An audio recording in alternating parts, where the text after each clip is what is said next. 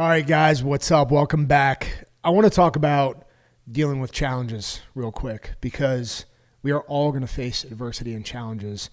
And sometimes it sucks when you're going through those things. And this is fresh on my mind because I see people struggle and I've struggled. And you have to have faith that these things are being put in your life for a reason. You know, that struggle and that adversity is going to make you better, and it's purpose driven. And I just wanted to reemphasize that today because I know there's people out there that need to hear that. And sometimes you just need to put your head down and put one foot in front of the other. And that's what this podcast is all about. And it's already making a huge impact in people's lives. And that's what success looks like to me. So, you know, I appreciate all the feedback. Keep your head in the game, put one foot in front of the other, and keep moving. We've had a lot going on. There's been a lot of evolution, you know, since our last podcast, and I'm pumped about this one because it's really, really, really close to home for me, and it's somebody that means the world to me, and we grew up together, and there's so much that who you surround yourself with and who you grow up with has to do with who you are, and you have to be aware of that. You know, the people that you keep in your life and the people that are always been there for you have such a influence on who you are and who you're going to become. It's never, ever, ever enough to talk about and be aware of that. So I'm excited for you guys to hear this one. So we've been working our asses off on Dynamis, and one of the major things that we launched that's doing really freaking well is our Armor Up program. It is a physical fitness program that's much different than anything else out there on the market. It's not CrossFit. It's not strength training. It's not any of that. Does it have strength training in it? Yes, absolutely. But my goal was to take everything that I've learned about training ever since I started karate when I was 7 years old to today, and going through that crucible of being in the teams, being overseas, being operational night after night. What was my training doing to translate to reality? What was my training doing and how was it affecting my reality and my performance? Our Armor Up program, Armor Up stands for Advanced Reality-Based Motor Memory and Repetition. The reason that's important is because I always want to stay cutting edge with my training. If I'm not evolving my training, then it's going to die and it's getting stagnant. That's what the advanced portion's for. The reality based for me is what I'm doing in the gym during that workout or on a daily basis adding up to helping me in reality? Is that movement going to translate well in a moment of stress or in a moment where I need to use my self-defense skills or pull my firearm out or do something in my environment to help my family? Is it translating? And the answer needs to be yes every single time that we look at the Armor Up program. And I'm not just talking about physical fitness. Your mind is so powerful in how you program yourself in order to attack these workouts. It needs to be integrated into the program. So anytime I see a physical fitness program, I'm like, that's great. But if the person doesn't come into it with the right mindset, then they're going to fail right from the very beginning. And I want to change that. I want to change the way people look at fitness. That's my whole goal with the Armor Up program. We've got so many subscribers already, and this community is just all about accountability. It's about accountability, about getting out there, not giving yourself an excuse, and getting in the gym and moving your body every single day. So go check that out at train.dynamisalliance.com and click on the Armor Up tab, and you guys can find out more about it, and you'll just learn that it's completely different than anything else that's out there. All right, this episode is sponsored by Redcon One, my favorite supplement company out there ever. I've used a lot of them, been using them for a long time. When you're moving and you're on the go and you're in the gym and you're hitting it hard, you need to find supplemental things to be able to add to your program, whether it's pre-workout, in-workout, post-workout. Having these things available to you and readily available can change your nutrition. It can change your body's uptake of what it's using to be able to repair muscle, give you energy, give you the right aminos. And again, I just love everything that these guys are doing. They're on the right track, and I would highly recommend go checking them out. Redcon1.com. You will find something there that you can utilize that will enhance your ability to crush the gym, especially when it comes to post-workout. It's super important. I make a shake every single day. I've got an ebook coming out. It's going to give you all my recipes and everything we're working on. And at this point, I don't use anything else but Redcon One because it works, it's effective, and it tastes delicious. All right, guys, let's get this episode rolling. We are all going to have to fight. I don't care if it's mentally, physically, or spiritually. We are all going to have to fight for something in our lives. My goal is to help you forge your will to fight, to become the best that you can possibly be for yourself, your family, and everybody else around you. I'm Dom Raso. Welcome to the Will to Fight podcast. All right, we're live. So, first of all, I think that over the last, I don't know how many years for us, we've probably had a lot of people in our lives with this guest that I have on with me personally that I have had to build up a lot of trust with because we don't have a very good rap sheet when it comes to hanging out with each other. And the reason being is that because the guest that I have on today is my brother, my blood brother, Brian. What's up, bro? What's up, homie? I'm pumped to have you on the podcast, and I wanted to do it early because, you know, we're family, and it's real, and there's so many things that you know about me. So a lot of people would be like, "You're playing with fire here. You're letting your brother on the podcast." Anybody, right? Anybody that knows everything about you, and I love that. You know why? Because the people that have been in your life your whole life, you can trust them because you know what they've been through, or you know what they haven't been through. So, bro, I'm pumped to just talk to you and just be real. That's what this is all about. And we even talked a little bit before this, but not much. I mean, this isn't something that is scripted. We just literally, as brothers, are going to talk and just a lot about probably how we grew up, the experiences that we've been through, and just welcome, bro.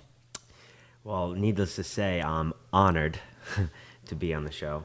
You know, people see it like, yeah, we're here every day. It's like, oh, you know, he's got his brother on the show. It's kind of like a filler thing. But to be honest, you know, 29 years of my life, you've been a part of it. So no one knows me better than you, vice versa, you know, and it's not all sunshine and rainbows. It's like, wow, awesome. You get to work with your brother.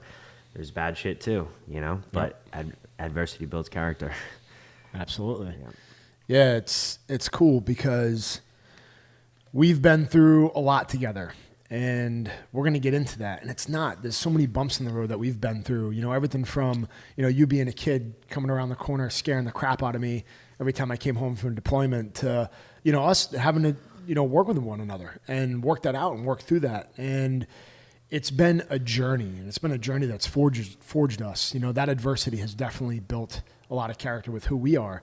And we work together now, and we're back. You know, look, we've got, boom. And I get people asking me all the time, what does that tattoo mean? And my brother and I went to get this tattoo from Joey Nobody, and we were in Virginia Beach. I don't remember what year it was. Do you remember what year it was? I don't know. I think it was your second deployment. I don't remember. It was before my second deployment. Yeah, right before that. So it was right before I left. I was 18, so yeah, definitely placement was key. You know, forearms, came home, my mom was pissed. And we knew that was going to happen too. Like, but I was like, okay, if we do it as brothers, then she won't be that mad. Right. Because it was your first tattoo. And it means, well, it's Latin, and I have Latin on my body, and it's Sanguini et honore connuci fratres. And what that means is blood and honor, united brothers. Brothers united by blood and honor. And, you know, we grew up in the Northeast. You know, we grew up in Rhode Island, and talk about a tight-knit family feel with super everything that we did.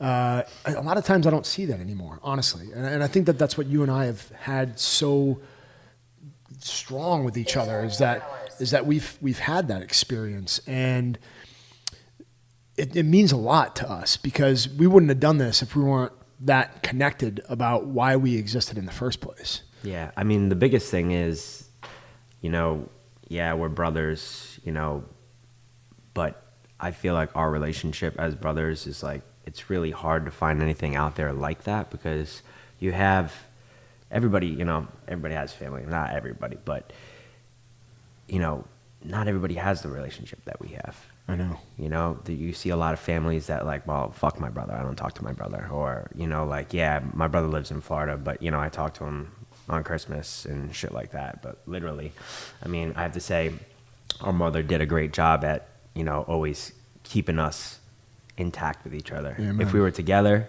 if we were away, it was just like, call your brother, you know? So it's just like, but I don't think that we ever really had a real fight with each other until we started working with each other. Yeah. You know, and that's a challenge. Yeah. You know, it really is. Well, 2013, I moved down here to Virginia Beach. I was 23, and I was kind of just like, you gave me that call. You're like, hey, we should do this. I'm like, all right, let me tie my stuff up here and I'll move down in a couple of months. And that's what happened. I mean, it was pretty much just like, let's go. We did it. And, we do have a very tight relationship and we've hit a lot of bumps in the road, from growing up till now. But to be honest with you, being in the family that we had, and you're right, Mom did an amazing job at keeping us together. And I always say how critical a role, if not the most important role of a mother, is to keep the family together, to lead the family, to get people under the same roof. And Mom did that so well. So as soon as you were born, I was like, I got a brother now. I was like, I got a little brother. And it was so important to me to always be involved and always be there for you because it meant so much to me. And I never took that lightly. I would go on deployments, and when I came home, sometimes some years we barely even saw each other. We saw each other for a couple of days. It was a quick high five. And I was like, all right, man, I got 2 days to spend with my brother, and as I'm coming home, Mom's like, he's such a pain in my ass. He's doing this wrong. He's doing that wrong. He's screwing this up. And I'm like, okay, how do I talk to my brother to be like, hey, bro, we're going to talk this out, but at the same time, just show you that I cared about you and I loved you. So it was a hard, go in, make it the best experience possible. And I was like, hey, man, I might not see her for another year. That was hard. Yeah. That was tough, even for my mother, our mother. And, that whole growing up process, I think we were very intentional, but we couldn't have done it without Mom. I think Mom, proactively pinged us and poked and prodded all the time. It was just like, call your brother, talk to your brother, talk to your brother.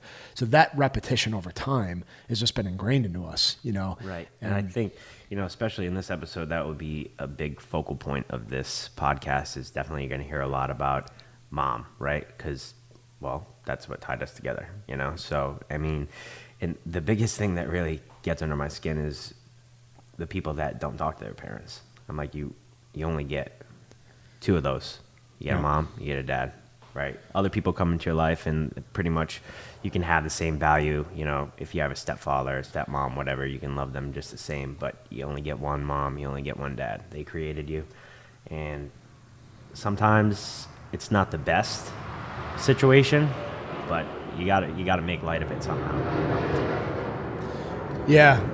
I mean, I try to put it out as much as I can, and there's so many people out there that had different relationships with their parents, and there's so many different variables about people that have, grown up in a tough home or grown up with an abusive parent, and that's hard. It's so hard, and I'm sure there's so many kids. I have 4 kids now too, right? I mean, your nephews and nieces, right? And we try to stay tight, but if you can think about the damage that can do to a child, I cannot imagine my kids being hurt or abused or manipulated in some way that skewed their view of the world where they started to turn themselves off from things like that. Like, I don't trust my parents. I don't talk to my parents. And that can be really freaking hard to deal with. Right. And for most people, that's why, to me, I always talk about my faith. And it's like, no matter where you're at in your life, I feel like you're going to go through some bad stuff. I mean, Mom beat the crap out of me, so many times. And it was like, okay, I don't understand that when I'm a kid, but thank God that she did. Okay. And there's going to be different levels of that throughout your life, but you have to draw a line somewhere and forgive those that have done anything to you so you can have a clear head moving forward. And, there's going to be people that deal with challenges, know? It's funny. I was just thinking about it when you said she beat the shit out of me. It's like, she did it in interesting ways, Sometimes you'd be like, wow, abuse, whatever. Like throw a rubber dinosaur from across the room and knock you off a chair. Like, that's messed up. No, but you learned from that because you didn't do the same shit twice. No, I did not. No. I mean, I can't tell you. There was countless times that Mom just smacked me off a stool or did something, but it was like that hardened me. I needed that. It's weird to say, right? It's weird to sit here and talk about that. I needed that level of stimulus to get me to turn on, right? And I look back at it now, I'm like, Mom, thank you so much for smacking me off the stool when I talked back to you and I didn't do what you asked me to do, right? Never forget it. And it's ingrained into my mind, and it's very clear why I make those decisions.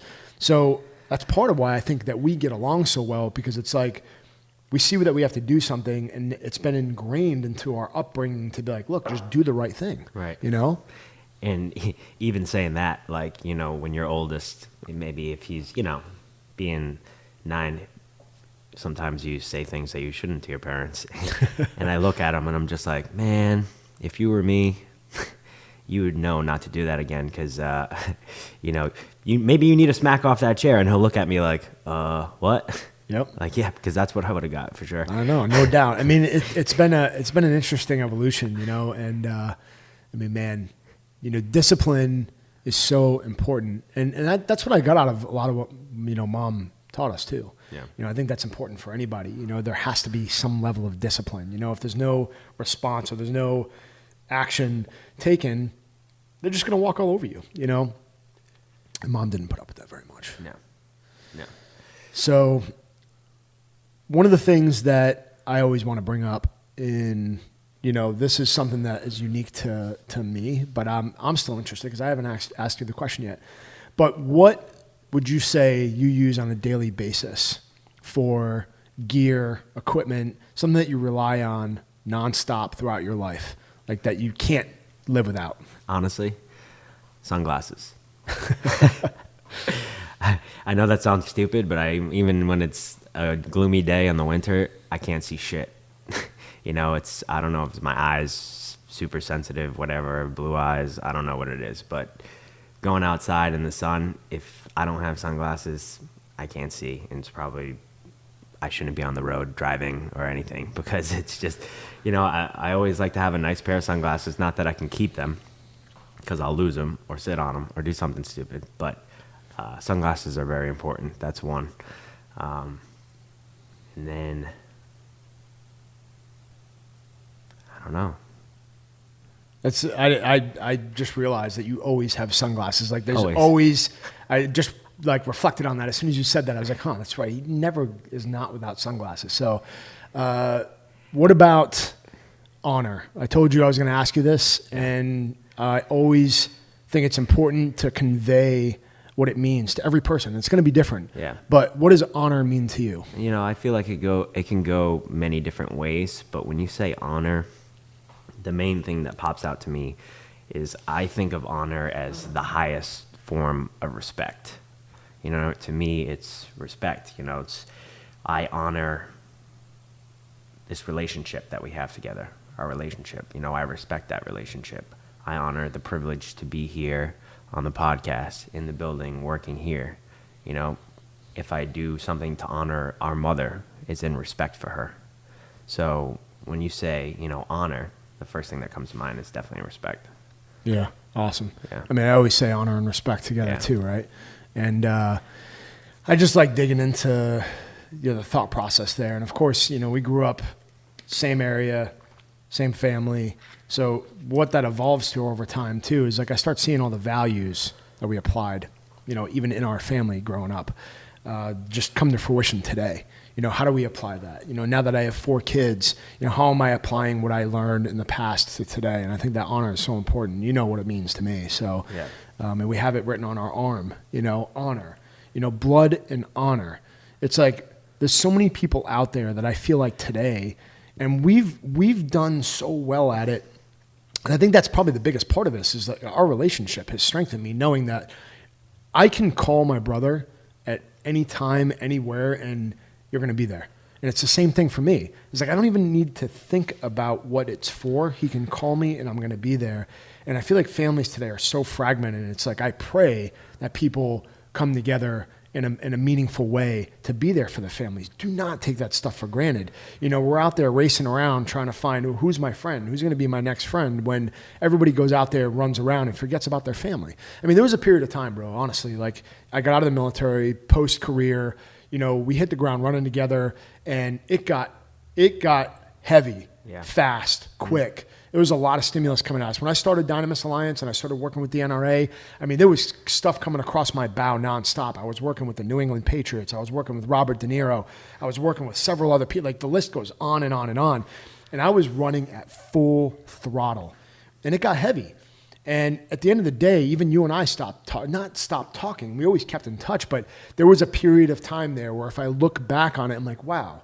Like, you were living somewhere and I didn't even go over your house for I don't know how long it was. Right. And you're right down the road. Right. You know, and it's just like, whoa, wait a second. When I finally went over there and I was sitting in there, I'm like, I can't believe I haven't been over here. It's those little things that we miss. We miss those little things because we get so focused on what we're doing, but don't forget about the people around you. And my brothers and I, is our journey now, I think it's very interesting where we are today, because I know I'm trying to be much more intentional about being like, hey, bro, I love you. You're here. You're my brother. We grew up together. Why would we not want to forge through capitalizing on the fact that that's a part of our lives, right? Right. I think the biggest thing about it is us not so much trying not to be together or work together or whatever. I think that's more forcing than actually being together and working together, because, you know, we were pushed in a direction as kids to always be together, always have each other's back no matter what. So for us to go in a different direction is kind of just, it doesn't make any sense. Being here makes the most sense for me. Yeah. No, I love that, bro. I mean, it really doesn't make any sense to me. It's like, you're my blood. I would do anything for you, you know, and I think that unity there and that brotherhood is something where it kind of started. You know, this is where it started for me. You know, my brother and I refer to this a lot because a lot of people always ask what it means. So if you guys follow all my social media, you'll see like that's what it means to me. And it's important because when you start to verbalize, when you get older and you start to grow and forge yourself as a human being to be effective in the world, you realize like, wait a second, like we're somebody that we can rely on with no questions asked, and not too many people think like that now. And the idea of what a brother really is in today's world has been so lost. Is like, what's a bro to you? You know, is it because they're a friend on social media? Do you hook up to drink every Friday night? You know, what is a brother? I mean, at this point, we see each other every day now, you know, and that can be dangerous too, I feel like. You know, I feel like working together as family, and there's probably a lot of people out there that can relate to this, but when you're working together as family, you can get so focused and wrapped up on, hey, we're with each other every day. When 5 o'clock, 6 o'clock, whenever the heck we get out of here hits, it's like, all right, we're going to do our own thing. But being intentional about coming back to ground zero to say, hey, don't forget we're bros, you know? I think the biggest thing, well, some know, some don't, you know, that we've done this before. Yep. You know, so we've done this before. And like I said, I moved down here 2013 and we started up, and, you know, like you said, we had a lot of stuff going on, and I didn't really have a lot of experience of anything under my belt other than just being me, you know? So came down here kind of just getting hands-on experience as it came. And it got intense. Go. Right, exactly. It got intense. Welcome to Dynamis. And I think we just got a little bit too wrapped up. And my biggest thing now that I realize is I'm more humble than I have ever had been. And I just needed a little bit more of adversity, I guess, in my life to kind of just humble me to the point where I am now. Yeah. You know, before it's kind of just young, full of piss and vinegar. Like, don't tell me what to do. Like, don't correct me. Like, I know what I'm doing, you know. But now it's just like, yeah, you know, I'm going to sit here and listen. If you have something to say to me, I'm going to take value from that because it can only make me better. Yeah, that's been an evolution. And honestly, I'd say we're pretty intentional about it now. Yeah. Just putting the time in to say, all right, as soon as an issue comes up, like, oh my, how many people that I've had in my life over the last several years in business that will just think something, they think they know everything, and they'll go around you, they'll talk behind your back, and they'll create all these stories about what they think they know about you. And let's be honest, you don't know shit about anybody. I just saw Gary Vee talking about this. I was like, I've been talking about that for like the last 2 months about how you don't know anybody's story 100%. So why are you trying to judge somebody based off of what you think you know? My father always told me, he said, never believe what you hear and only half of what you see. And that stuck with me when I was a young kid. Yeah. And today, there's so many people talking behind each other's backs. It's easy to send a text or an email or a phone call about what somebody else is doing.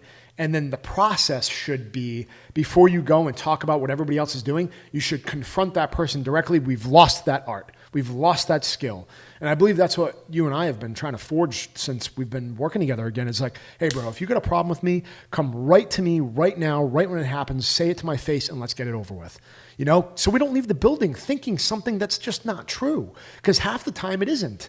So, you know, I don't know if that inspires anybody else, but man, don't be that guy. My brother and I have been working really hard on that, and I think it's important, you know? And I think it's, you know, on that note, communication is key. Like, 100%. Regardless. Over-communicate clarity. In every aspect of your life. It doesn't have to be business. In your relationships at home, with your family, in business, whatever it is.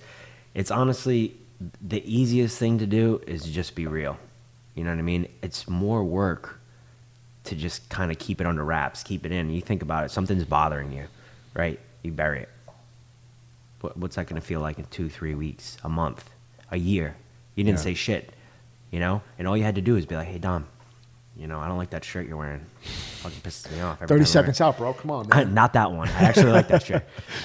But, you know, you don't clarify it, and you could have got it out of the way easy, just to be like, hey, listen, this is my issue, right? What do you think? Like, that's bothering me. What can we do about it? And then, you know, we'll just squash it right there. Yep. You bury it. You build a fire, and then something that's not even anything to fight about, you're just, all of a sudden you explode. That one thing a year ago over, you know, the cold coffee that you gave me. Son of a bitch. You know, so it's just like, be real. Be honest. Be open. And, you know, you won't have any issues. I mean, you'll still have issues because, you know, that's life. And yeah, that's life. But I think that's such an important part of it is like you brought that up, and it's like just hit the issues head on. You know, working with family is not easy. I've heard people say, don't ever work with family. And, you know, I've always scratched my head like, what do you mean? I trust them more than anybody else. What am I going to do? Work with somebody I've never met before? You know, I always say this is actually an interesting question. I don't know if you ever heard me answer this, so I'm going to ask you this. Actually, one thing that is good to ask everybody else, but how long do you think it takes to really know somebody? Oof, lifetime. A lifetime. I mean, shit. I've been surprised multiple times. Very surprised after knowing people for years. You know, and it's, I don't know, it's really tough. I mean, between me and you, I feel like I know you well, but that doesn't mean you can't have some skeletons in your closet, some crazy shit. I don't know, you like to wear pink and go out and dance like a unicorn on the weekends. I don't fucking know. But I don't know if there's anything that I haven't told you, and if I haven't, it wasn't intentional. Right. And you know, it's hard. That's the biggest thing about life. I mean, you can sit there and think about like, I don't know. Maybe there's something I don't know about this person, but I think that will mess you up more than just like having trust. And just trusting the process. Be like, you know what? I feel like I know Dom well. Like, I trust him. Like, I'm just going to go with it. And you could surprise me, but if we didn't have trust, the relationship doesn't work. Yeah, 100%. I mean, I think I've taught that and communicated that with my kids. You can ask my 9-year-old right now, like, hey, what's the most important part of a relationship? Trust. What's the most important part of working with somebody? Trust. So you've got to build the foundation of trust. Without trust, nothing else can happen. As soon as you break that trust, it takes a lifetime to build trust. Right. Okay. You and I think could definitely, and correct me if I'm wrong here, but we could definitely do something even now in this day and age to break our trust with one another. But I think our ability to identify and rebuild would happen pretty quickly. But also, you know, what scale is that? You know, is it something that, you know, I just didn't tell you about or forgot to mention that there was an event going on or that we had a sale, you know, run a sale, and Brian's like, hey, I would have liked to have known that we were going to sell these, so I prepped properly. And I'm like, damn it, I forgot to tell you that we were going to have a sale. Right now, your trust is like, okay, Dom's not communicating with me, right? So there can be little things, but there can be major things that can break your trust for a long time. But our ability to get to the small things is pretty easy. You know, we get through them, we rebuild them, we learn them. You know, I always talk about AARs. Let's do an after-action report. I mean, even for you and I, it's like quick debrief the day. How did you do? What'd you learn? We're good to go. Check each other, sanity check, and then move on, have some clarity. There's nothing worse than not getting that clarity out of something, you know? Yeah, and I feel like we've been doing that lately, and it's nice because it's like, hey, you did this, and I think you could have done it better like this. And you're like, oh, check. And then tomorrow you come in, you do that, and you're like, actually, that worked out a lot better. Thank you. Yeah. Yeah, it's been awesome. And trust, I think you can always go back to trust, no matter who it is. Family, friends, associates, people that you work with. If you are trying to make things happen, you have got to build trust. How do you do that? I mean, for me, it's based off of repetition and time. That's why I asked that question. How long does it take to truly know somebody? I mean, I don't even know if I should answer that or not because I don't want to taint people's answer when they come on the show. Right. I want them to truly answer what they think it takes to know somebody. It's an interesting question. I get everything from, I can tell somebody right away. I can learn about somebody instantaneously. Then I get some people that you can never trust anybody. And it's a huge spectrum. Think about that perception of the human mind. Yeah. You know? And, the thing is with me, off the bat, I wouldn't call it giving the benefit of the doubt, but whenever I meet anybody, I have some sort of trust in them. I'm like, how am I going to have any communication with you if I don't trust you even just a little bit?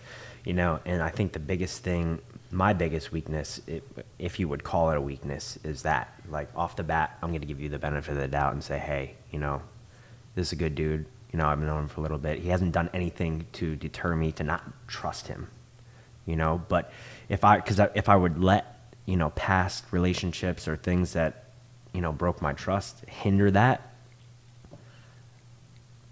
what's that going to do for me? Now I don't trust anybody, then I'm not going to get anywhere. I'm not going to have any real relationships. Yeah. I've seen people, like, even in like the 2A industry, or I think it was a couple of years ago at SHOT Show, I saw somebody had a patch that said, trust no one. And I was like, that is a very dark and cold place to be. It's lonely. You know what I mean? Yeah. To trust nobody. And I like that you brought that up because for me, I always say at this point, I've evolved my communication, even from a standpoint of self-defense. How do we start a self-defense class, teaching combatives or blade work? I talk about your mindset going into it. I talk about what you need to be thinking about before you even go into it in the first place. And my thing is that as a Christian, as a follower of Christ, an adamant follower of, what Jesus taught us is to love everybody else as you love yourself. That's a really interesting thing to even dive into. And when you start thinking about it, I'm called to love everybody as much as I possibly can. So my mindset and approach to everybody that I meet in my life is to love them as much as I possibly can, as much as they'll allow me to, until they give me a reason not to. Yeah. That could happen over a long period of time of knowing them, or it could happen in the instant. If I go to a gas station at 2:00 at night and I'm going from state to state with my family and I see a guy rush me at a gas pump, he didn't give me much time to love that guy. He didn't give me much time to love him. Right. So it turns into, nope, not happening, and I need to turn into some type of self-defense situation and take care of my family. And that trigger for me is like, if I meet anybody, I'm going to have an instant level of trust for you because I want to give you the benefit of the doubt. I want to believe in you. I want the best for everybody else around me. But I think over time in our relationships, we prove people right or wrong about what they think they know about who we are and our character. Everything that you do adds up to who you are becoming, right? How we do anything is how we do everything. Right. So these situations where you build up over time, you can lose trust very quickly. Honor and trust take a lifetime to build, and you can lose them in an instant. Yeah. And I think, an initial interaction with someone, I think, intuition plays a big part in that. Like, you can tell if someone's kind of a snake. I mean, you're still going to try to give them the benefit, but, you're just like, I don't know about this guy. But,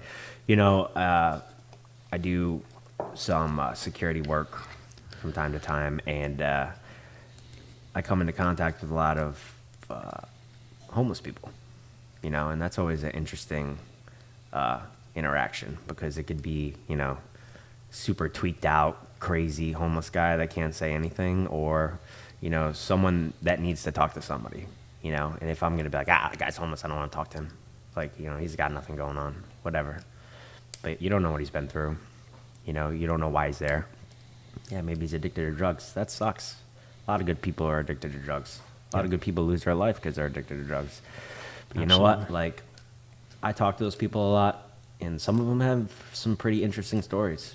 You know, I've met people that, you know, they say they're successful, but I actually met a guy recently. You know, he's keeps himself well kept, but he's homeless. You know, lives with his girlfriend. He's in and out of hotels when he can be there, but he's hustling. You know, he's detailing taxi cabs on the side of the road, and he's trying to get back to his, you know, original life. And he walked up to me the other day, button up, shirt tucked in.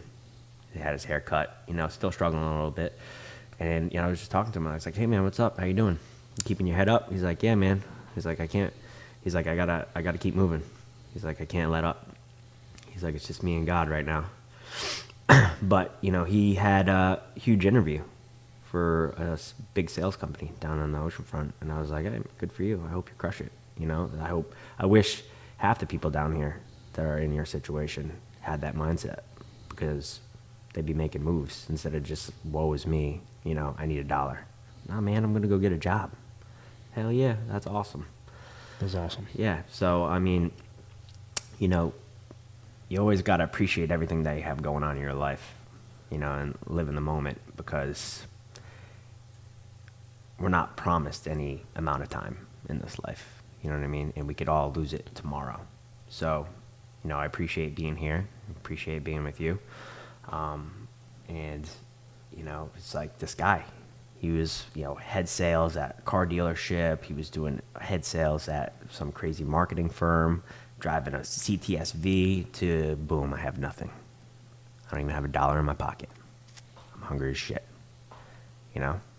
And sometimes that's how it happens. Yeah. And it happens that quick.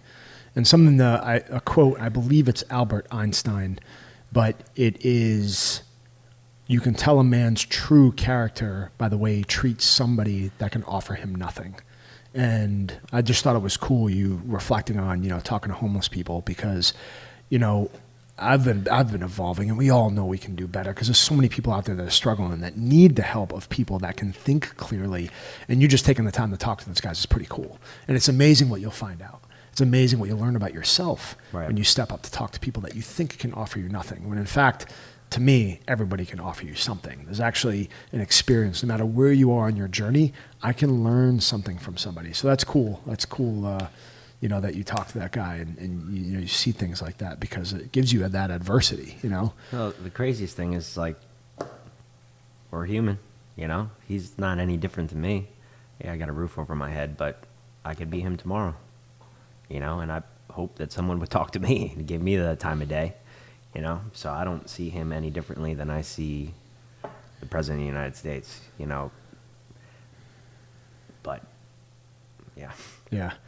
So, you know, if you're listening to this, obviously one of the best ways to learn more about me is talk to the people that I surround myself with on a daily basis. And, you know, I've obviously been with my brother his whole life and my whole life. And it's a cool journey that we've been on, you know, and this is the Will to Fight podcast, and I wanted you to just go into what is the Will to Fight story for you in your life. You know, take us on a little bit of a journey through something that you've really been challenged with and pushed through.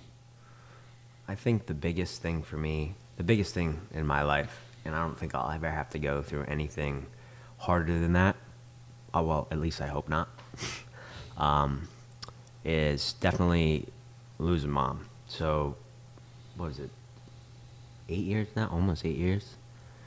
You know, lost her to cancer. You know, cancer is crazy. You see cancer stories all over the place, and they're different. You know, some people, you know, find out in their 1, 2, 3 years, but this was pretty aggressive. Like, you couldn't even tell, you know. She found out, and 6 months later, 7 months later, she's, you know, passed away. So it was from, like, beautiful, normal looking, high energy, super positive, crazy woman to skin and bone, you know, sick and dragging around. It's actually, you know, it's just to even talk about, it's tough. But I think the biggest challenge for me is I buried that, you know. I buried that deep, And even when she passed away, you know, I cried that day. But other than that, stone cold, I was just like, I'm not going to let it bother me, you know. And I let it build up and build up and build up, and I just cracked one day, you know. So dealing with that, I mean, Mama's everything for us. She pointed us in the right direction when we needed to be pointed in the right direction. You know, she kept us together. You know, she pushed us, you know, through the process with the church and everything. She made sure, even though she didn't do that for herself, she made sure we did it. She knew. And it was really, didn't make any sense at the time, but it's starting to make sense now. That was the biggest thing for me because, you know, she was my mother. She was my best friend.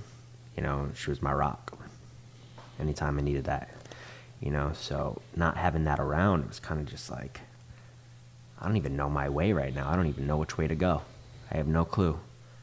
I spiraled into this drunken mess, you know, and pretty much worked to drink every single day. And that went on for years and years and years. And I mean, that just kind of ended, not to say that it ended, but very recently, you know, and it was kind of just, it was waves, you know, it would go away, come back, go away, come back. But all in all, it just takes a toll on you mentally until you actually address it, what the issue is. You know, you're just going to keep on spiraling down into this dark, lonely hole. And there's no worse feeling than feeling alone when you're surrounded by people who love you. That's fucked up. Yeah. You know? So I would say that definitely pushing me into, you know, some issues that I had with mental health. And, you know, growing up, you're like, fucking depression. You're fucking pussies, you know? Get over it. You know, it's your mindset. You know, you got to change your mindset. No such thing as depression. You know, there's no such thing as mental health. And that was a stupid way to think, because without even knowing it, you have to have somebody else tell you, like, hey, man, you got some severe depression going on. Like, no shit. Here, take this medication. You know? You're like, you know, and when you actually hear yourself speak about what you have going on, like, yeah, you know, I don't really feel anything. I don't really give a fuck about anything. And I just do this. And you're looking back at your rap sheet and you're like, oh, you're getting arrested and you're getting this and you're getting that. You're like, it doesn't look too good. You know, so to be able to figure out what it is that'll bring you back from that. And, you know, until recently, I haven't been really open about this stuff. So even just being open about it makes me feel better, because I see other people doing it as well, and that reflects on me. And I'm like, wow, thank you for saying that, because you helped me out. So, you know, for me to voice it and be like, well, here's what I dealt with, right? And here's how 100%. It helps me, Yep. right? And, you know, the funny thing is for the first time, it was just a short little thing, Instagram the other day, you know, and I had people hitting me up that I never even talked to before. You know, just like, hell yeah, man, thank you. Oh, just like, I'm like, wow, you know, like, I'd love to help people. I can help people. People help me. To help people. Right. You do. Yeah. So, you know, and the craziest thing is we've come in a world, and I mean, you know, medicine is great and it helps us with a lot of things, but, you know, changing your brain chemistry, taking something that changes your brain chemistry, that's fucked up. Like, that doesn't even sound good. Let's change the way my brain works. Yeah, no. So, I mean, when I started taking some medication, and a lot of people weren't happy about it, you know.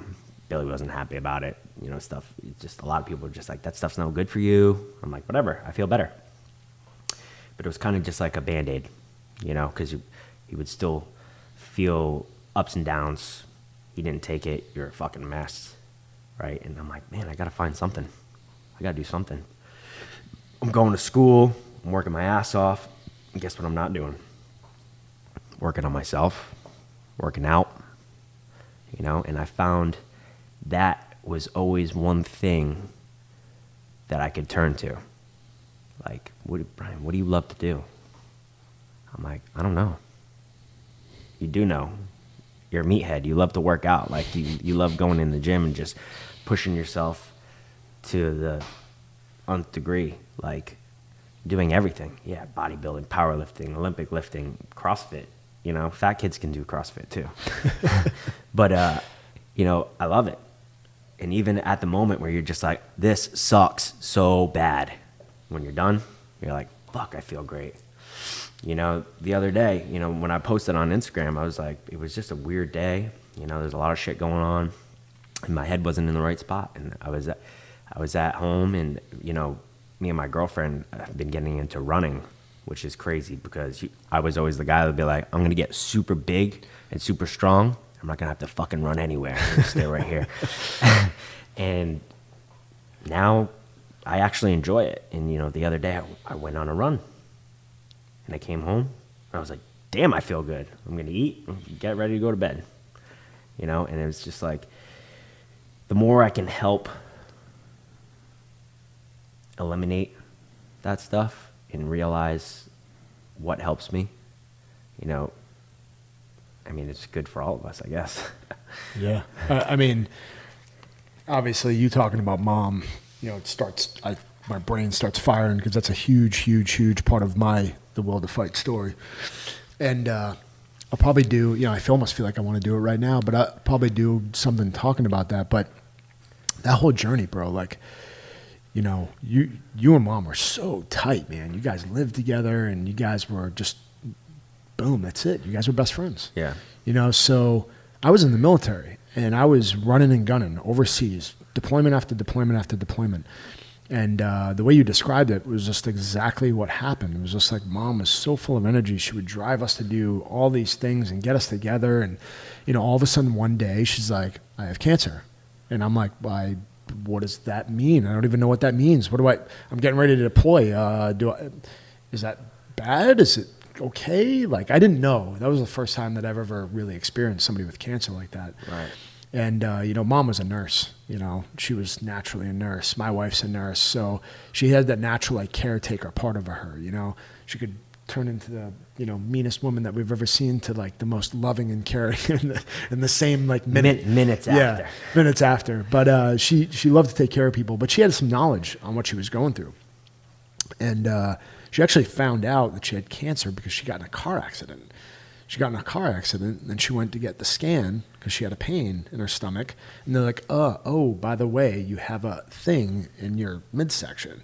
And when they started looking into it, boom, they found it. And that's when we got the crushing news. So I kept asking her and drilling her, and her natural motherly instinct was to protect, you know, just everything's fine, everything's going to be good, it's going to be okay, it'll be good. And I had that sense of doubt in her. You know, she's like, I don't know. She's like, I'll be all right, but, you know, you just never know.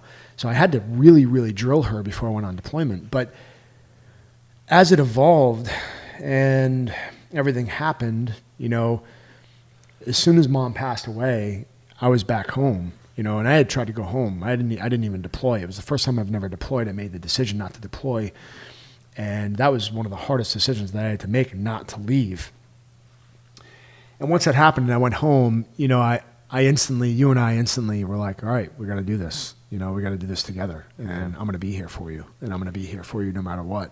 And I think that that's where the evolution came in of really understanding that our lives were going to take a turn. There was a lot of things that mom said about you, about me.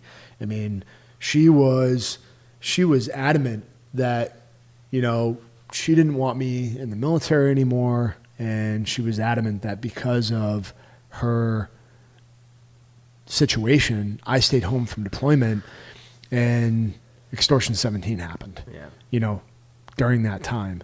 And it was crazy, man. It was crazy because I stayed home from the deployment because mom was sick. And I knew mom was sick. We were both taking care of her. You were with her 24/7 at that point. Yeah. And I was coming in to help when I could. We were doing whatever we could. And honestly, you know, that situation right there, like, we could probably even talk about that because I think a lot of people probably experience this today where, you know, life and death at this point, I feel like is so fabricated where You have this controlled environment that life comes into. So not everybody is around the birth anymore. So nobody sees what's going on. You get one person in there. Everybody's got a controlled environment, completely sanitized and locked off. So nobody sees the birth anymore. And then death. You know, when somebody's sick, you're like, all right, well, let's put them in a home and, you know, they're going to be taken care of and that'll kind of happen on its own. Well, even overseas in third world countries, like it is not the way that happens, by the way, for most of the world, just so you know. When babies are born, everybody sees the baby being born and it's right there in the living room, right? And you make it happen. The doctor comes to the house. And when death happens, people and parents stay in their homes till their death in most places. There's no like, oh, let's just pay a bunch of money to send them off. I mean, you know, it's a very real thing that you have to confront. And a lot of people struggle with that because we're such a selfish society where it's like, well, God forbid that it takes time out of my day to have to go help somebody. And that was something that I think we both had to confront in ourselves, you know? What are you going to do with what your obligations are to life? And then what are you going to do to help mom? Right. What are we going to do to help mom? And I tried as hard as I can. You know what? I had some really good people around me give me some really solid advice. And they were like, you know what? Regardless of what's going on, they're like, just make sure that you're there for her because she might not be around. And you struggle with that. You're like, well, I got this or I got this. You know, am I going to go out tonight or am I going to spend the night with my mom?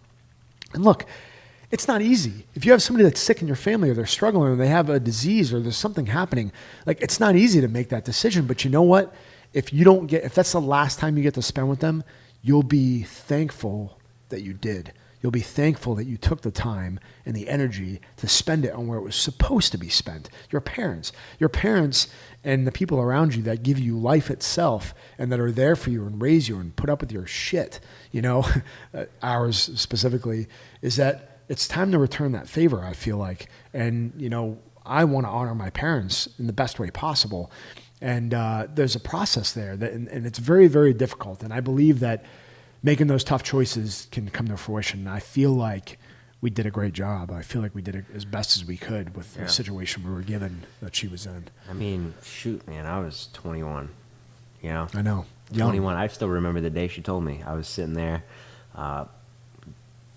ripping down wallpaper, plastering the walls, and music blasting. I was hanging out. Mom came home like, what's up? What's going on, Ma? You know, and she's just like, I have cancer. And I couldn't hear her. I had the music blasting. I'm like, what? Turned it off. You know, my heart dropped. I'm like, what the hell are we going to do? I have no idea. Like, here I am, 21. I'm not a homebody. I'm always out and about in the mix with everything, you know? So I'm like, all right, I need to figure this out. Like, you know, my brother's not here. There's no one around. And at first, it didn't really seem like anything. I'm like, okay, cancer, but she looks okay. You know? And it happened. Like I said, it happened fast. And, you know, it happened fast. And all of a sudden, here I am, you know, managing medications. And it was like a fucking pharmacy at our house. You know, like this pain medication didn't work and this didn't work. So I go to work and I come home and, you know, I have to try to help Mom manage this pain that she's in, and there just nothing helps. I'm like, here, Mom, like, fucking smoke some weed. Like, you know, we're in Rhode Island, medical marijuana is like legal. I was like, let's try this. You know, she didn't really like it, but I tried. And it's, you know, it was that every day, you know, scorching pain. I barely slept through the night because she couldn't sleep. You know, she's crying in pain. I can hear her in the next room. I have to take her to the emergency room. And that was like a weekly thing, like 3-4 times a week. Emergency room, doctor's appointments. This, you know, it drives you crazy. And still, even at the end there, it was like, I feel like I should have been around more. But realistically, I did the best that I could. Yeah. You know, I did the best that I could. And I still needed to be a 21-year-old and try to clear my mind at that time and be like, well, I need something else right now. Like, I'm just overwhelmed with emotion. All right, we're already emotional people, you know, so with that situation, it's just like, I don't know what to do. Not only that, Mom was probably one of the most stubborn people that I know, so that didn't help the whole process. Super stubborn, and we both get that attribute from her as well. Yep. Yeah, I mean, I think you did a great job for where you're at, bro. Seriously. And, You know, it was a learning curve for both of us, and you can always do better. Like, you can always reflect on something and do better. I think given the situation and really reflecting on it, I think we did a great job helping Mom. And that is a huge part of our story. I mean, I can't tell you where Brian was at in his life and where I was at with my life and how we ended up coming back together. I mean, there's no question in my mind that we're meant to be right here, right now. And I hope people even listen to this get something out of this. Like, we've talked about being bros. We've talked about, you know, losing a mother together. We've talked about that adversity. We've talked about the challenges of just working together in general. And I think that there's a lot to learn from it, and we're learning every day. When I think about being intentional and forging this relationship with you, both personally and professionally, it's interesting that we have that common thing to always come back to be like, even when the going gets tough, is like, we had somebody that was really important in our lives that was a solid foundation and a rock for us.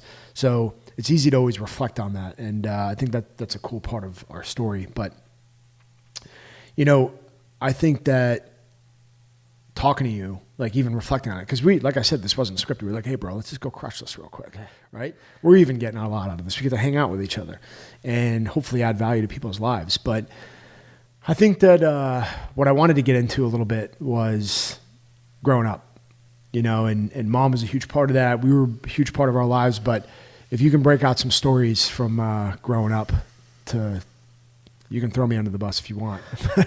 I'll drive the bus too. Yeah. What do you got? What do you have? Well, you know, I mean, like you said, from the day I was born, I had a 7-year-old babysitter. You already know that's trouble. You know, I mean, Mom was a nurse. She was never home. Not never home, but I mean, she worked a lot of nights. I watched you a lot. You did watch me a lot. I learned a lot of things from you, good and bad. I was also tortured. You know, I have a severe allergy to peanuts. Hey, Cade, you can edit all this, right? If it starts getting too crazy here. Severe allergy to peanuts. And Dom thinks it's a good idea to test what peanut product affects me worse within seconds of each other. The peanut M&M, shoves it in my mouth, or the spoonful of peanut butter. They're both terrible, and I feel terrible. Call 911. Mom would have kicked my ass. She did kick my ass, I think. Yeah.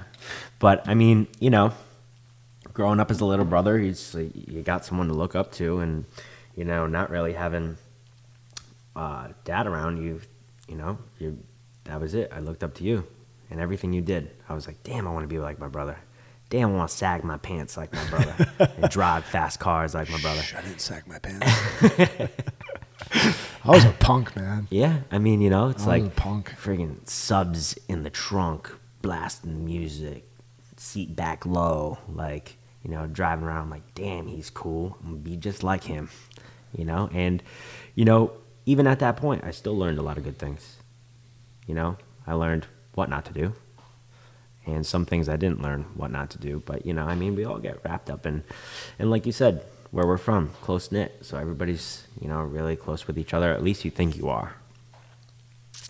And you get wrapped up into some bad shit. And that's why, you know, essentially you had to join the military because you're either going to end up in jail or dead. I had to get the F out of there bad, like you read about. I mean, truthfully, you know, besides taking care of you and hanging out with you, I really didn't have many friends my age that I really hung out with. I had a handful, but I hung out with people that were older than me mostly. I was hanging out with mid-20 to 30-year-olds. You know, yeah, you were 16. Hanging out in Providence. I mean, I was always very, very, very, like, hyper aware of being mature and trying to get to that next level. I always look at the kids around me to be like, what are you guys doing? You guys are wasting time. And I'd go hang out with people. But I hung out with the wrong people. Yeah. I hung out with a lot of bad people, a lot of bad intentions. I learned a lot really quickly. I ended up in jail a few times. Yeah. But you were, you know, the good thing about that is even in life there is like, it's all about who you know. And in where we're from, you know, we're fortunate enough to know a lot of good people to point us in the right direction and kind of at least get us out of a little bit of shit. But yeah, I mean, you needed to go. Yeah. And you needed to go fast. Yeah. Crashing into pizza places. Oh man, yeah, it was brutal. I mean, I crashed into a pizza joint, and I was under the influence, and I shouldn't have been driving. And man, the things that I did back then, I would smack myself now, or even go further than that But I learned. I had to learn the hard way in some of these situations. I mean, I appreciate what my father and our mother gave us so much, but at the same time, it's like I was just out there going, and that was one of the instances, one of many that got me in trouble. Yeah. Yeah, definitely. The biggest thing about it, I guess, is I don't regret anything that I've done because it's made me who I am. And I believe that obviously with you as well. Like, you had to go through that shit and you wouldn't be the person you are today. And I can't say that you wouldn't be, but I mean, you've learned a lot of shit. No doubt. You are the person today doubt. because of what you did. No doubt. I look at things that I did. I had to screw them up to know and be able to convey the message today that, like, look, this is just not what you want to do. This is not a good part of your life. This is not going to lead to something that's great. And working with you now and being with you more, it's like it's strengthening the whole idea of where we've come from in the first place. Yeah. And you know me. I was not perfect. I was screwing up all over the place. I was hanging around with the wrong people. But that journey has led me to where I am today and given me so much clarity on why I need to be doing what I do now, Yeah. And boom, here I am. 37 years old. I'm back working with my bro. I think we're happier in the gym than we've ever been, and you know what the best part about this is it's just real, man. And when you were talking earlier and you started talking about the mental health issues that you were dealing with and because of the loss of mom, like fighting through that, everybody's fight is different, but you know what? There's so much fakeness and there's so much crap and just superficial stuff out there. I feel like part of why we're so good at confronting each other is because it's not superficial for us. Yeah. It's real. It has to be real because what are we doing it for? Right. And everybody's got Facebook friends and everybody tries to be somebody that they're not. And your life just ends up really, really, really shallow. And when it's tested, you fall to your knees because there's nowhere else to go. You're not developing real relationships. And I feel like for us, that's where it's always gone back to is like the real relationship that we have and just being real. Like this podcast is totally 100% real. Right. This isn't, I'm going to just bring some guy in because he's famous and it's just going to get me a lot of views. It's like, no, I want to talk about real shit with my bro, Yeah. And this is cool. Be real. It's easier than anything else. Be you, be real. It really is. Yeah. Yeah, we're on a journey together, man. And our mother passed away. I was getting ready to transition out of the military. I had no idea what the hell I was going to do. And I started to look into all the skills that I had, building gear and all this. Like, I love this stuff and training and changing the way that I thought. I was just like, you know what? I'm going to start Dynamis. I'm going to start it up. I'm going to build stuff. I'm going to make a blade and see where this goes. And my brother moved down. We had no idea what we were doing. No clue. I was like, hey, bro, I'll give you some money and we'll figure this out, I guess. I was like, I don't know. I don't know what to do with my hands. Yeah. But we started Dynamis in the garage, and it really was a journey with trying to figure that out. And, through that evolution of getting out of the military, it's been a big part of it. I was just like, if mom's not going to be there, I was like, we got to stick together. And I think we've done that. And it's awesome to be back together, in the shop.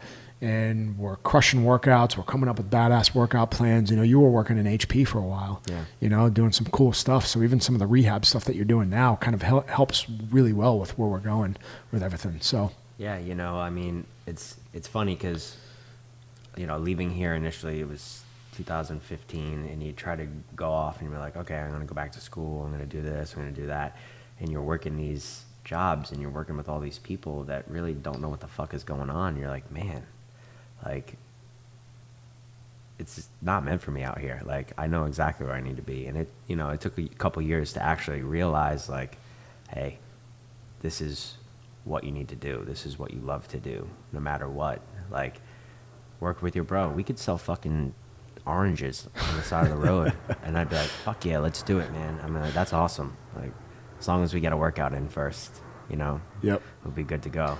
That's huge for us, I think. Yeah. We're so stubborn and we get so passionate about what we're doing. If we don't crush a workout in the beginning of the day, I think we end up, we need to get that energy out. It's fucked up. Like, you don't work out, you're just like high strung, whatever you get. You work out, you're like, man, I feel good. I can do anything right now. Let's go. Yep. I've programmed myself at this point, throughout my career and growing up, that if you're not engaging in physical activity, I'm like, what? Why?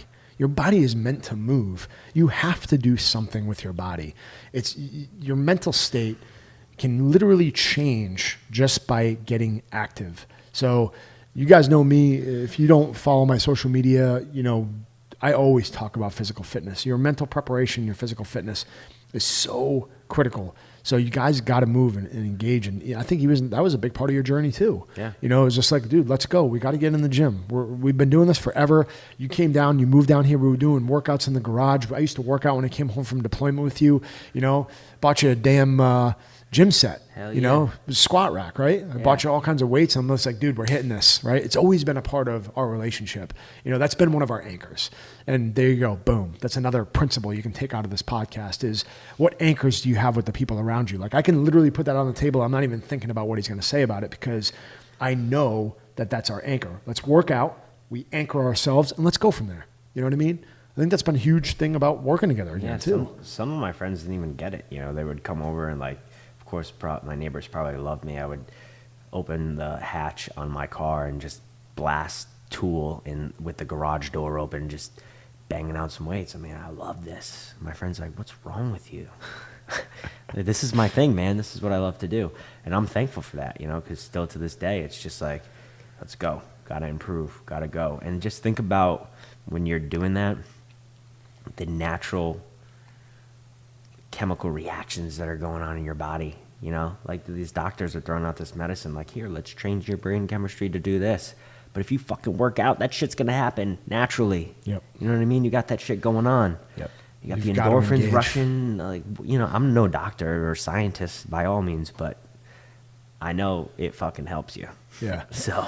Yeah, no doubt. I mean, the way what happens to your body when you're moving and you're physically active is just so incredible for your health. It's like, here's the things that we know, right? We know that you need to sleep. We know that you need to eat right. We know that you need to hydrate yourself. And we know that you need to do physical activity and not smoke or drink. We know those things. If we just do those things, we increase our health by an astronomical amount. And we've got to move. You've got to stay active, guys. It's such a huge part of our journey. And we're crushing workouts every day. We come in here, we get a workout, and there's nothing better than coming in here with my bro, killing it, and I mean, we've worked out with all kinds of people. It was awesome to have Aaron here. The Redcon 1 guys came in, that was right when we started working together again. It's so funny, just the things, even just being here, just, you're like, this isn't real. Is that Robert De Niro? What? Am I sitting next to him? Oh, geez. The story I have with you meeting Robert De Niro, dude. If you were to hear I'm like, hey, Brian, I got to go speak to Robert De Niro and a bunch of people. Come with me. Meet me up in New York. And, this guy comes up in New York. And the funny thing is that you had my back. You were there, but you were getting hammered. Hammered. Well, I'm prepping for the speech. She's getting hammered. And I'm getting ready to go up on stage. And he comes up to me. He's like, hey, I got you something. And he hands me over a glass of whiskey, and just take a couple of sips before I get on stage.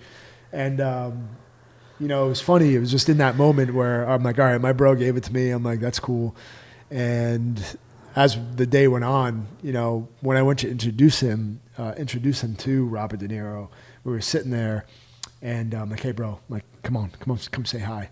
It was just the funniest interaction because I could tell that you were already like, I don't know how many drinks you've had, but it was quite a bit. So it was just funny to.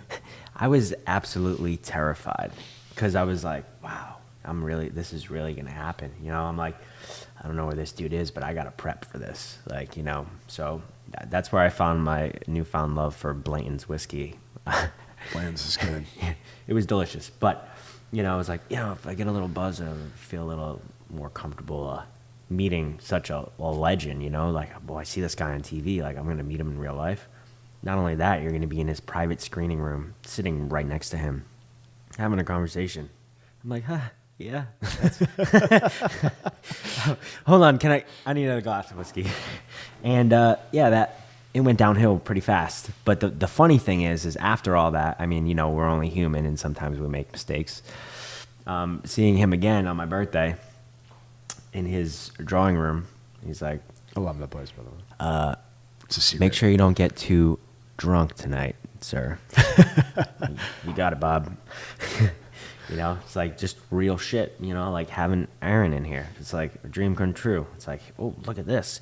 CEO of a supplement company is in here filming. We're working out with them. I'm like, this is awesome. Like this, you know, it's what I grew up doing. It's like watching bodybuilders and powerlifters and like how much money I've spent on supplements in my life. I don't even know. I could probably buy a freaking Maserati. Yeah, it's crazy how much you actually do spend. Yeah, dude, it's been a heck of a journey. It's totally worth it, by the way. It's been a heck of a journey, you know, and, you know, you even came to help me with the Patriots. Yeah. You know? Yeah. I needed a guy to come help me. I was like, hey, bro, we're going to do this. Now, if it was the New York Giants, I'd probably tell you to go fuck yourself. But here's the New England Patriots, and, you know, being from New England, I'm like, hell yeah, let's go. You know, so it was pretty awesome. It was unreal. My right arm all the way on the inside was just black and blue, and I was just staring at it. I was like, I'm so proud of that right now. That's wear and tear from some of the best football players in the game. Yep. You know, so I loved it. Yeah, I got a lot of arm hardening working with the NFL guys for sure.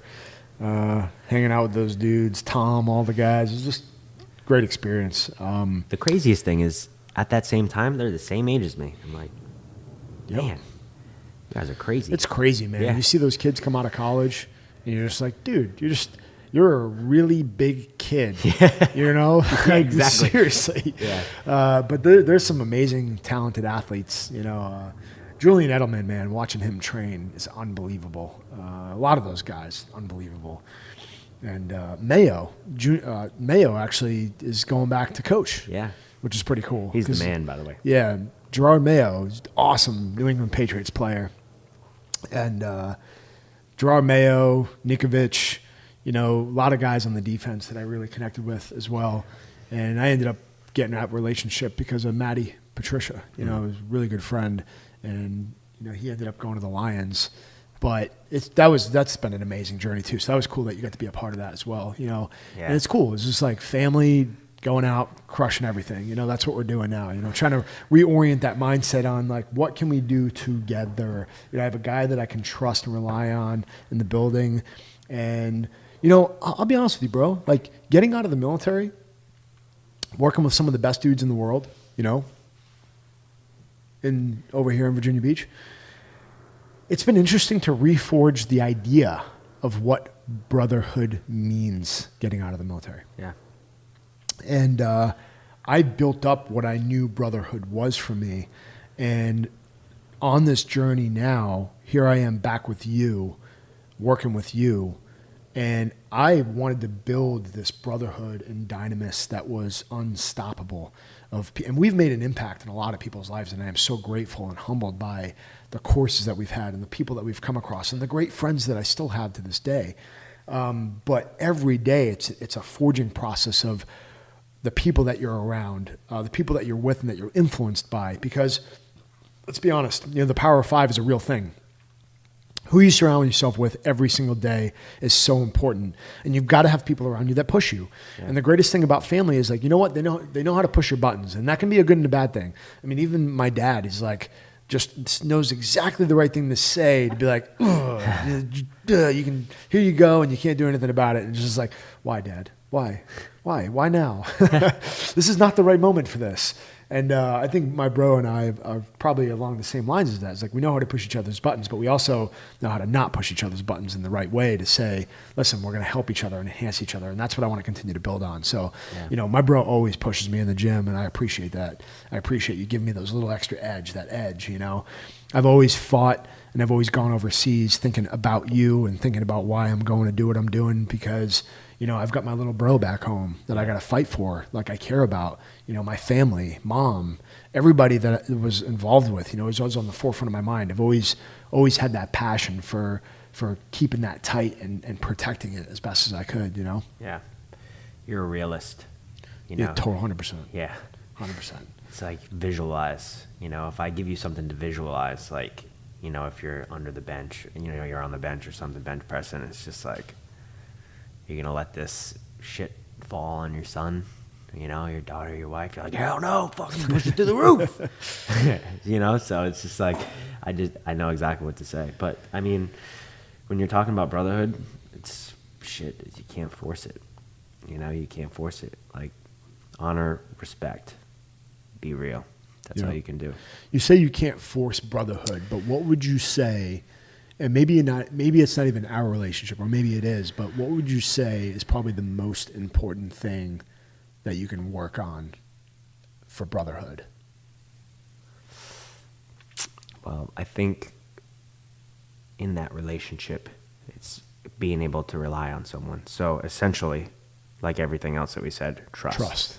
You know, and that's, you can't force that. It's natural. You know. How do you work on it? How can you work on it? How can you be intentional about it? Open comms, over communicate, be true, be honest. You know, don't hold back. And that's that. You know, sometimes I'll say something that you don't want to hear, but you need to hear it. Vice versa. You know, you make me better, I make you better. Yep. Sharpen the stone. Tell me the things. Sharpen the blade. Tell me what I don't want to hear, and I'll respect you more. I mean, we always talked about how Dynamis was the uncomfortable conversation, but I think that's real for anybody, right? Like, know that you're going to have an uncomfortable conversation. Appreciate conflict. There's healthy conflict that I think so many people avoid today, and you have to approach those differently. You have to think about them differently and say, conflict is good. Seek the conflict proactively, and you'll have less problems on the back end. I think that's what me and my brother have been continually working towards, is that we seek the conflict, we look for it, identify it, and attack it. I think there's probably been less than 24 hours at this point since we've been working together again that's gone by that we've let anything kind of linger. Right. We hit it right away. You know, we'll say something to one another. I'm like, wait a minute, that didn't feel right. And then, you know, 5 minutes later, we'll go back and be like, hey, did you mean this or this? And you're like, well, I meant this. I'm like, oh, see, okay, we'll work it out, high five, and then we're off and running again. Right. So be proactive with that. That's all I can say for anybody listening to this is if you've stuck around this long, guys, is be proactive in your relationships. Be proactive with your family. Build up on those relationships. And I think one of the main things I got out of this, bro, was the anchor. You need anchors in relationships. What are those anchors that you know you can go to, you know, that we've always relied on, you know, that we work out together. That's where we are the best. So start there. And if you need to reset, let's go work out. Yeah. Let's just go ahead and work out. You need to harden yourself. You know, this generation, this day and age, it's like so many soft people out there. So when you tell them the shit that they don't want to hear, they crumble. But I can't stand it. I don't understand it. It's so painful to me. Wah, you hurt my feelings. It's so painful to me. I love conflict, and I think I have a lot of people around me, like I was saying before, that just haven't told me how they feel. They don't talk to me. They don't, and you know what? When you don't tell me something that I understand, or there's things that you bring up, guess what? You're going to get conflict from me. I don't think a lot of people like that. You know what? I might be wrong initially, but we're going to work it out, and you have to push through that. You have to be willing to have the hard conversation. You have to be willing for me to get pissed off and yell, and then maybe we can calm back down and come back to zero. I mean, that's extreme, but at the end of the day, like, that might get to that point. Like, let's figure it out. But at least you're going to figure it out. Right. How are you going to get better if you can't forge your way through it? Right. And the best part of that is you're just being real. Why would you want me to do anything else than be myself? I'm just trying to be myself. Yep. That's it, man. Amen. Amen. Yeah. All right. You got anything else you want our listeners to know about you, about Dynamis, about life? Wisdom? Wisdom. You know, just try. I would say today, or whenever you hear this, you know, think about what you have going on in your life. Think about the people that you have in your life, and reach out to them. Even if there's somebody in your life you haven't talked to in a long time, but you're thinking about, you know, reach out and just say, hey, man, I'm thinking about you. I appreciate you. Just appreciate everything you have going on in your life, because, I mean, you can't take it for granted, because the only thing we're promised is death, right? So every second that you lose, you're never going to get it back. So appreciate everything you have. Appreciate your family, your relationships, what you do. And if you're not doing what you love, go fucking do it. Yep. That's it. Go do it. Amen. Because you don't want to be that guy sitting on your deathbed and be like, I fucking regret this. I don't want to be that guy. you know, I don't want to regret anything that I do. Absolutely. Well, it's been awesome, bro. And this was good for us just to even hang with each other. And I'm sure we'll be doing something again, but I love you, brother. Make sure you tune in for everything else that we got coming up. And we will see you guys on the next The Will to Fight podcast. Keep crushing everything. And like my bro said, if you're not doing what you love, go fucking do it. Be real. Be real.